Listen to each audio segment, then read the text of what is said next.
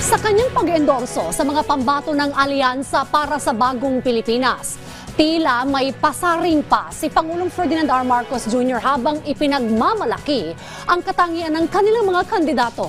Yan ang ulat ni Melales Moras. Wala sa kanila ang may bahid ng dugo dahil sa tukhang.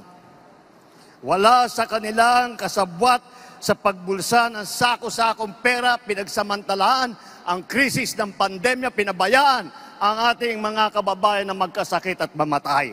Wala sa kanila ang mga pumapalakpak sa China at natutuwa pa kapag tayo ay binobomba ng tubig. Ito ang ibinida ni Pangulong Ferdinand R. Marcos Jr.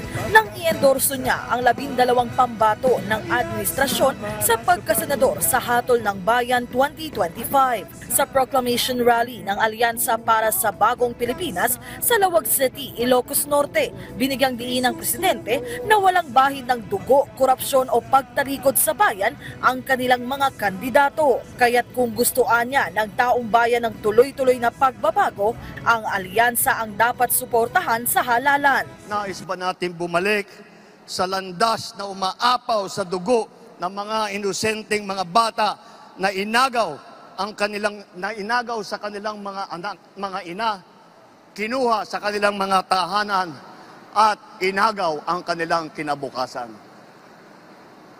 Walang nagnanais na Pilipino na mabalik tayo sa ganyang klaseng pagpatakbo.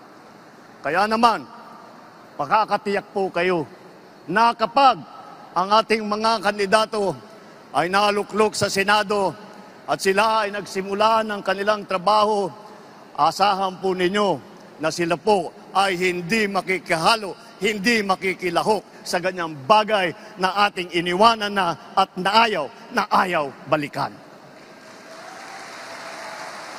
Kabilang sa senatorial candidates ng administrasyon, sina dating DILG Secretary Benhur Abalos, Makati City Mayor Abby Binay, Senador Bong Revilla, Senador Pia Cayetano, dating Senador Ping Lacson, Senador Lito Lapid, Senadora Amy Marcos, dating Senador Manny Pacquiao, dating Senador Tito Soto, Senador Francis Tolentino, dating DSWD Secretary at ngayon House Deputy Majority Leader Erwin Tulfo at House Deputy Speaker Camille Villar.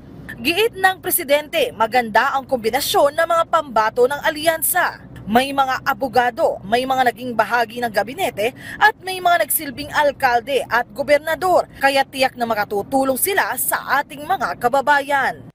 Sa darating na Mayo po, huwag nyo na pong tignan ang mga ibang mga pangalan. I-shade nyo na po lahat po itong nandito na nasa harap ninyo. At gawing nating 12-0 ang ating resulta sa Senado.